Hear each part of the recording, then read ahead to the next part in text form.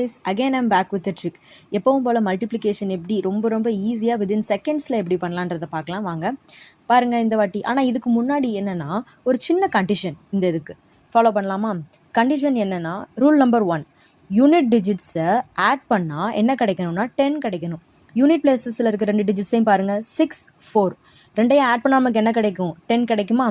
Okay, first condition correct ஆயிடுச்சு. ரெண்டாவது condition பாருங்கள், டென்ஸ் டிஜிட்ஸ் ரெண்டும் சேமாக இருக்கணும். அதே மாதிரி பாருங்கள், டென்ஸ் டிஜிட்ஸ் ரெண்டும் எப்படி இருக்குது? சேமாக இருக்குதா? ஸோ இந்த கண்டிஷனும் கரெக்டு. இந்த 2 கண்டிஷனும் அப்ளை ஆனால் மட்டும்தான் இப்போ நான் சொல்ல போகிற இந்த ட்ரிக்கை இதில் நீங்கள் அப்ளை பண்ண முடியும். பார்க்கலாமா? வாங்க. சேம் யூனிட் டிஜிட்ஸ் ரெண்டுமே பாருங்கள், ஆட் பண்ணால் நமக்கு என்ன கிடைக்குது? 10 கிடைக்குதா?